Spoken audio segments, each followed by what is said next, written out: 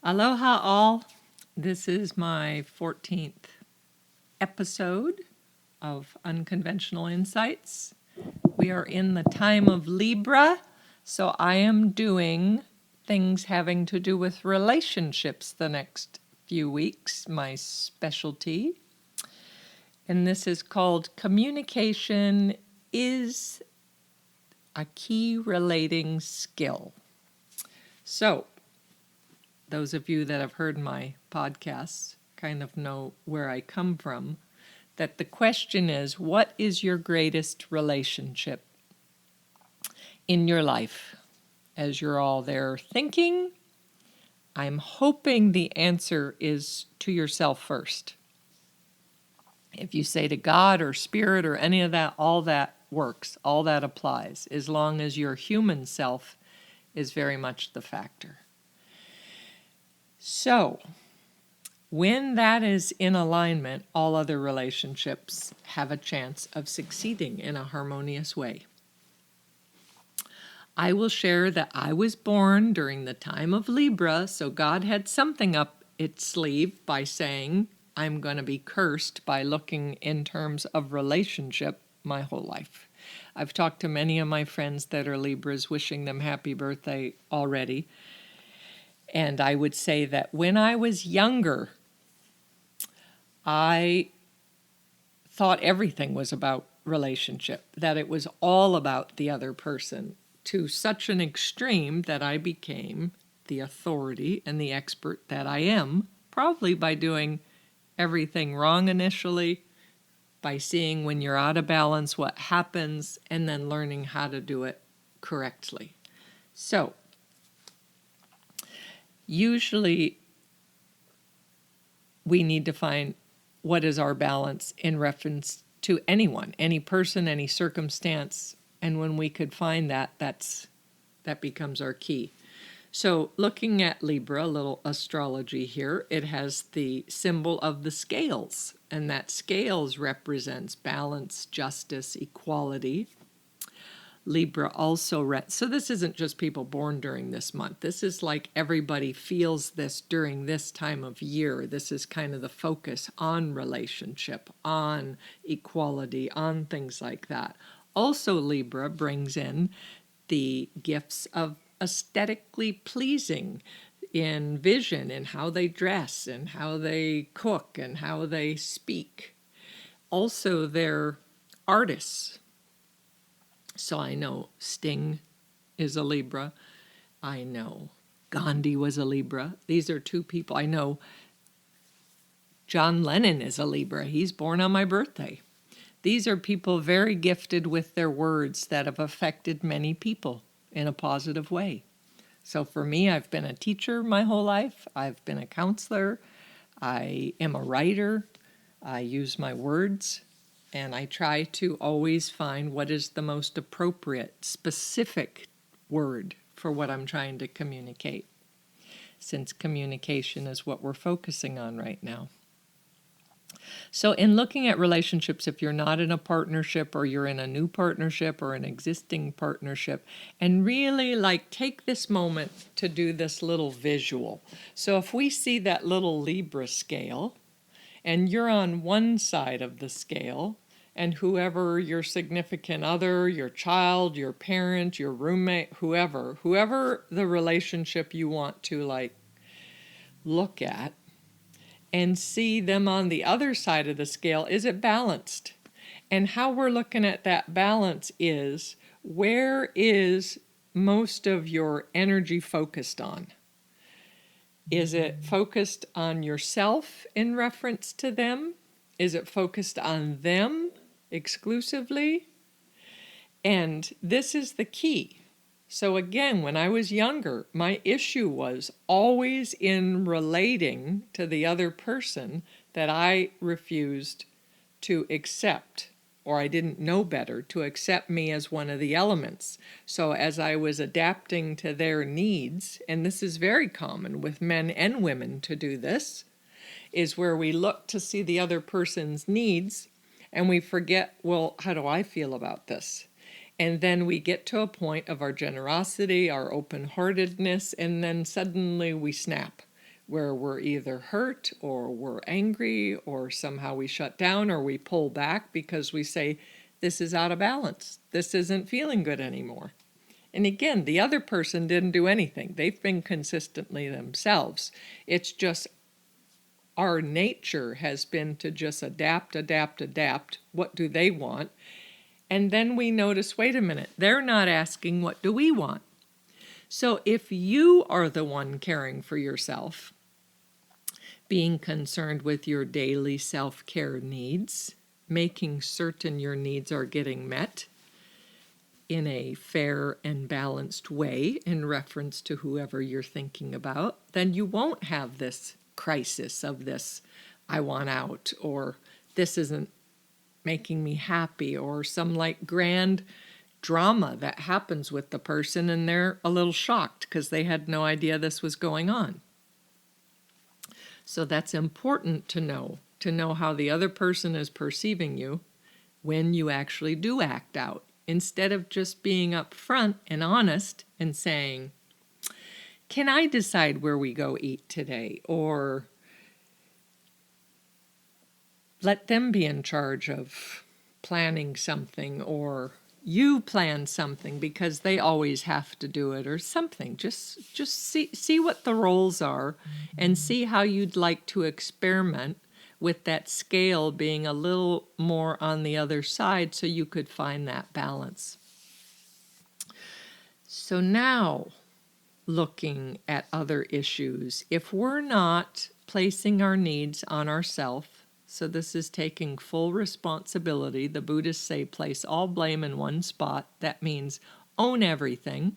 It doesn't mean not to acknowledge that someone is doing something inappropriate or great. We do acknowledge another person, but if we take full responsibility initially, meaning for getting our needs met and everything, and the attention that I need, I am responsible for that. I know how much attention I need. I know how much nourishment I need. I know when I need exercise, when I want rest, when I want personal space, when I want to snuggle. I know all those things. So, but many people may know those things, but they don't verbally communicate them. And then they act out.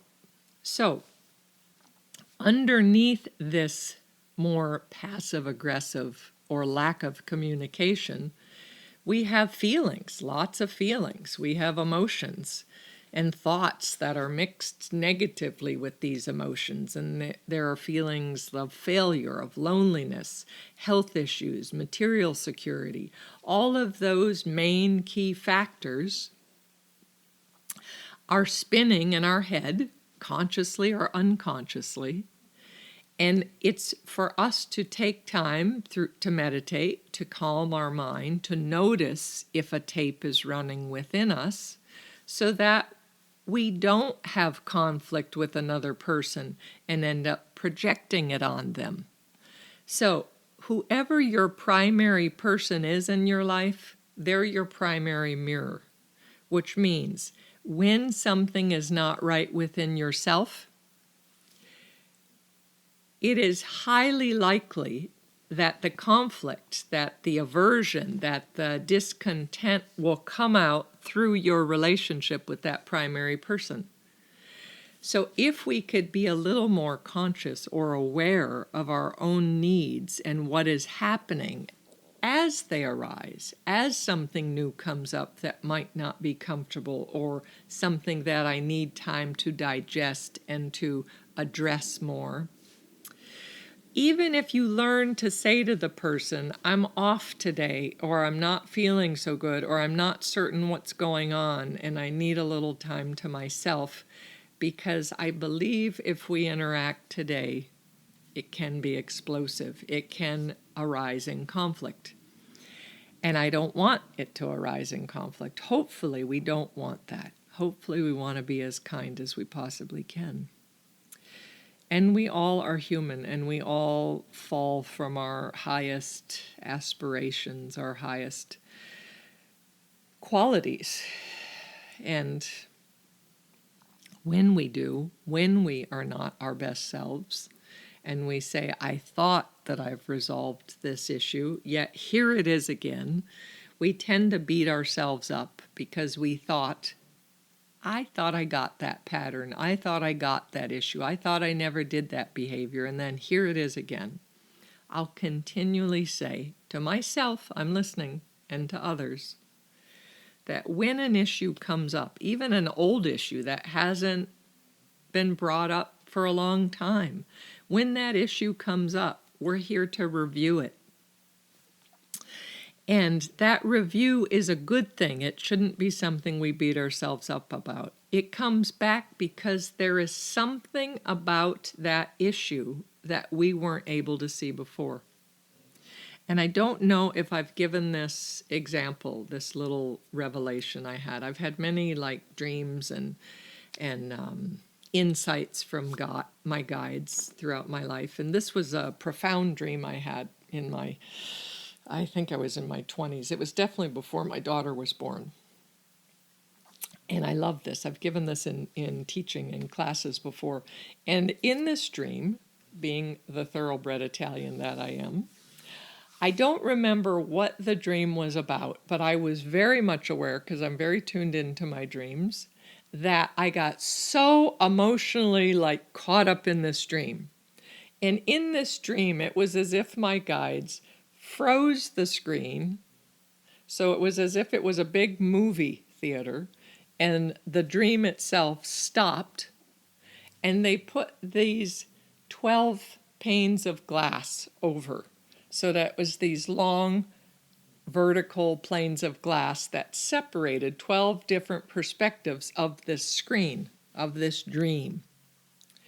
And basically they were saying to me, look at this situation that a moment ago, my stomach, my heart, everything was so engaged with, I was so emotionally caught up in, and look to see how each of those perspectives, those 12 perspectives, shows me a different way to look at that. And until we get all 12 of those perspectives, we will continue to review this throughout our life. The same pattern will continue to happen.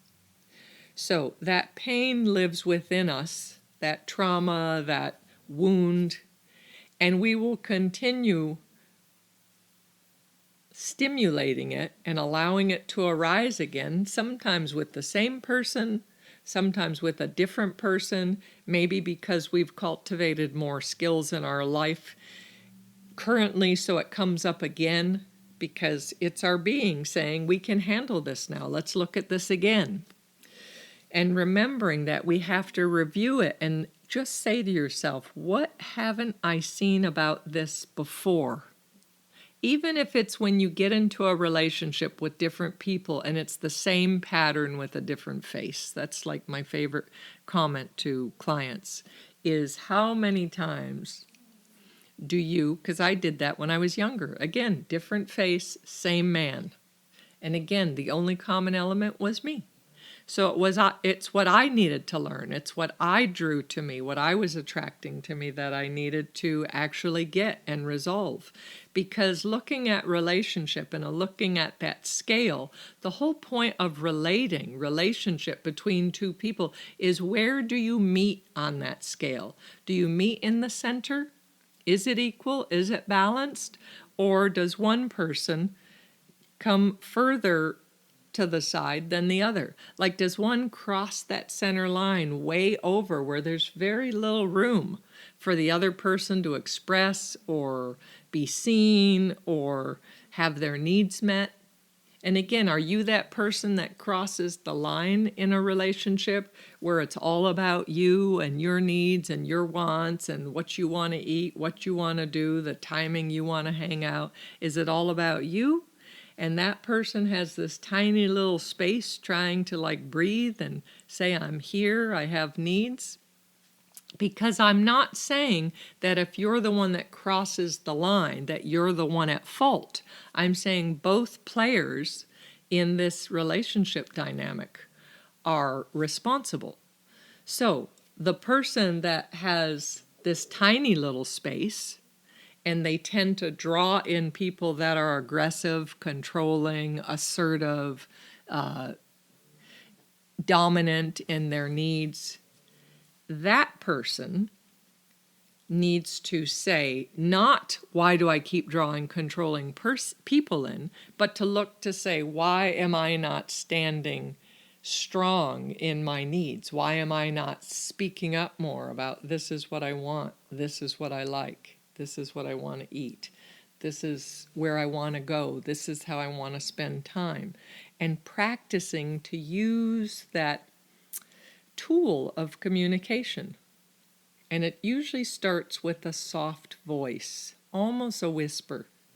And eventually we get strong and we have that authority in our voice and we are caring for ourselves. And this matters when you have that authority. For myself, I became way stronger for my personal needs after I gave birth to my daughter, because I looked in terms of her. So again, she helped me cultivate myself. Because she was with me all the time, I'm like, this is not appropriate behavior around her. This is how she has to eat. It's nap time. We're going to play. And I was always an element with her. So I grew up and learned self-care tools by caring for her. My challenge was when she was old enough to move out, then I had to see, wait a minute, this is the first time I'm doing it for myself. It's not the first time, but it's totally owning 100%. I'm going to do all of these things. I don't like that person's behavior. I don't want to be in an environment like this. This is how I like to live. And just owning that, which I have, and I love it. And I've never been happier than it. I've never been happier in my life than I am in the last few years of my life. So the more that I do my daily needs, my meditation, my French, my writing, my working out, my eating well, my socializing with friends, my hanging out with the dogs and being in my backyard with the birds and squirrels and all, the happier, and it's just so much appreciation.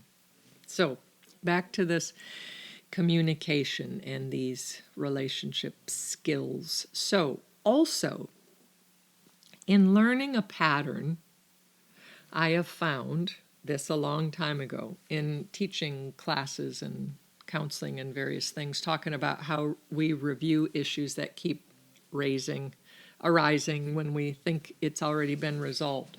So this is how we actually get a pattern. There's 3 parts to all patterns. We must learn to do the behavior. We must learn to be the recipient of that behavior, and we must learn to witness the behavior. As an example, if anger is a part of your life, you will at some point, maybe as a child you had angry people in your life, one of your parents yelled all the time or was pretty aggressive, so that was you receiving the behavior. They would yell at you. You know what that feels like to have anger. Then as you start to mature, unfortunately, even though we think this isn't going to happen, you start to exhibit that behavior, and you are the one that starts yelling and being aggressive. And then when you see that, you will actually have someone close to you or near you that you care about enough that you see they are in a relationship or a pattern with somebody raging or yelling or angry. And you are just watching that. So you're not either player. You're not the victim, you're not the perpetrator, you're the witness. And you're seeing both sides of that, how both don't feel good. It doesn't feel good to be angry. It doesn't feel good to have someone angry at you. And it doesn't feel good to even watch someone you care about going through that. So, 3 parts. As I had my classes, my esthetician and massage schools, I always teach students. In the workshops I still teach now. Every way that I teach someone is I show them the behavior, I show them what I'm teaching them, so there's a demo, and then they give and receive a treatment. Everybody knows what's happening at that point. So they're watching a treatment, They receive a treatment, they give a treatment. Every student I've ever taught in any workshop has been very successful because those three dynamics are very important. It is hard to just do an online class where you're listening and there's no interactive. You can still regain that knowledge, and some things could only be done that way, but when it comes to something hands-on and practical, you need to give and receive. And I've had students say, oh no, I don't want this treatment, and I say, you're getting the treatment, because how else will you explain to a client how that feels? It's same with the cleanses and the total care, the total client renovation packages that I do one-on-one. That is, they have to go through this 30-day process. And I have a client going through it now. And I told her, as you are struggling the first couple days of the cleanse, where there's no caffeine, no alcohol, no sugar, no bread, no any of that stuff, I want you to write it all down. I want you to write down where your mind is, where your emotions are, how your body's feeling, so that you can explain when clients say this, and around this day, this is what might happen. And then I felt so much better the next day. So you have to be the cheerleader. You have to memorize all these things, and you learn by doing. Okay, where else are we? So one thing, this is in relationship. I was talking with a friend of mine, and we were talking about things in regards to relationships. And one of the questions is a big thing that's trending a lot now is when this issue of if you're in a partnership, a long-term partnership, and when you met, everyone was healthy and happy, and then your partner starts to let go of themselves. So physically, emotionally, they're just like eating whatever, they're not exercising, like they're no longer the person you thought they were. The question was, do you have a right to bring it up to your partner? I would say 100% when you're in a relationship, you have a right to bring up anything. This is my belief. You could bring up anything. It is just how and when you bring it up. So to be critical and bring it up and say you're a fat slob, or I'm not attracted to you anymore, or we're never going to have sex again because you look like that, all of that is not okay. And it's not fair either. You're not going to get anywhere. But if you say, hun, can we talk about this? I'm concerned for your health. I'm concerned that maybe you're not so happy right now. Can we do something together? Can we do a yoga class together? Can we do this little diet thing together where we cook our own meals? Like, come up with some way to engage where there's a connection with the two of you, where you're doing it together, where your partner has some support and motivation to want to stay healthy and engaged. And the other thing, my answer also was, that's one of my things when I get involved in a relationship or with friendship, is I want to make certain, because I learned this being in the healing arts my whole life, over 30 years, is in the past I would draw friends or relationships to me that were a physical, mental, emotional mess on some level. And the healer in me would start to address and balance and suggest and help them. And then I found I was exhausted because I was bringing my work home. Then I realized, wait a minute, I don't want this. If a person is that way and they come to me as a client, then they can pay me and I will help them. But I do not want to live with this person. I don't want this as a partner. I don't want this as a best friend. I don't want this as a roommate. I want to make certain that someone that I'm interacting with, that's one of my mirrors, one of my reflections, that they know how to care for themselves, like consistently, not just recently. And this is another thing. A tendency is when you get out of a relationship, regardless if it was short-term or long-term, you go through a little bit of grieving transition time. And then the next step is one of my favorite steps, because you're in this open, expansive time where you're like exercising, you're eating healthy, you have more energy than ever, you feel totally rejuvenated and renewed. You'll do things you normally don't do. I'm going to go bungee jumping. I'm going to do things that I would often say no to, and you're just more expansive and ready to go beyond your known little box. So if you meet someone and they're in that stage and you find out that that's not their norm, just know that that little block of time is going to exhaust itself. It is going to close at some point, and they're going to revert back to their nature.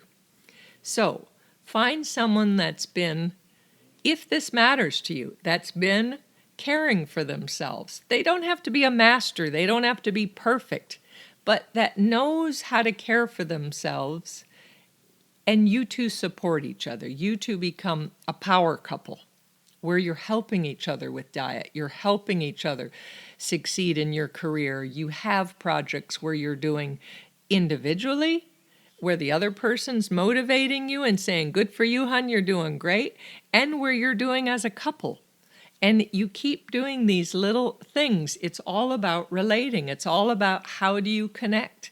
And any type of attention in partnership, as long as it's for the good of yourself, for the partnership, for the planet, is a beautiful thing.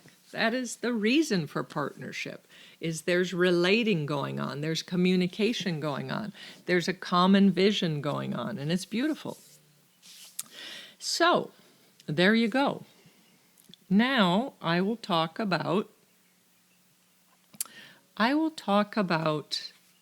some of my workshops coming up. So in October in Austin, South Austin, I have advanced esthetician certifications. I have microdermabrasion and oxygen facial on October 14th. I have dermaplaning October 21st and microneedling, nanoneedling October 28th. I moved that one from the 7th because I had requests. And then in Haiku Maui on January 13th, I'm teaching microneedling and nanoneedling. I'm very, very excited about that. And that's from 10 to 3.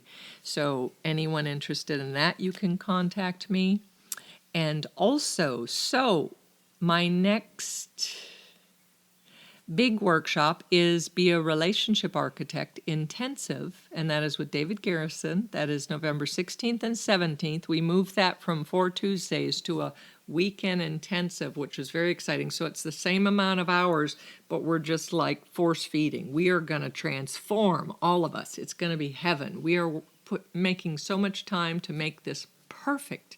I love this. So that is going to be from 10 to 5. That's $400. And anyone who signs up before October 16th, it's only $350. You get an early bird special. We're only taking 12 signups. And again, that is in South Austin also. So I'm also doing a meetup once a month for Be a Relationship Architect. We had one last month. I loved it. And we have our next one is next Tuesday, which is October 8th, and it's from 6:45 to 8:45, and we're going to go over love languages, which I'm excited about. And then the other meetup is on November 5th, and I'm not certain of the topic yet. I want to see what's going on with this group and kind of what everyone's needs are, and then we will design something fun and interactive and informational for you. So that's exciting. I also want to bring up that I do insight counseling. So my counseling, and I do most of it virtually over online. You could come in person if you are in Austin, and I charge $100 a session for a 1-hour session, or you could buy 2 sessions for $150, and you could separate that over 2 different times. And I am doing the certification for anyone in the healthcare field. So if you are a life coach, if you are a nurse, if you are an esthetician, a massage therapist, if you are a personal trainer, if you are any of that, I have taught this for so many years, and I am now doing it one-on-one, concierge. You could do it online, and I will put you through my specific dietary changes for 30 days. And every week, the same day, every week for an hour and a half to 2 hours. We'll do FaceTime, Messenger, Skype, something where I'll do some instruction. We're going to do some guided meditations together, a little bit of movement, and we're going to check in, and I'm going to be available through texting as a daily cheerleader to get you through this. And at the end, you will get your total client renovation certification, and you will help many on the planet, and I am so grateful for that. And that is $500 right now, and that price is going up to $1,000 in January because you are getting one-on-one time with me. During that 30 days from the first day that we have our session, any private sessions, if you need a 1-hour session, is only $50, so you do get a discount during that time. And that is it. So my contact information is samana@spaluna.com, or you could text me or call 808-283-7587. If I don't recognize your phone number, just text and I will call you back. And I've enjoyed our time together. Happy Libra, happy relationship time. I hope this benefited you and you enjoyed all of the new insights.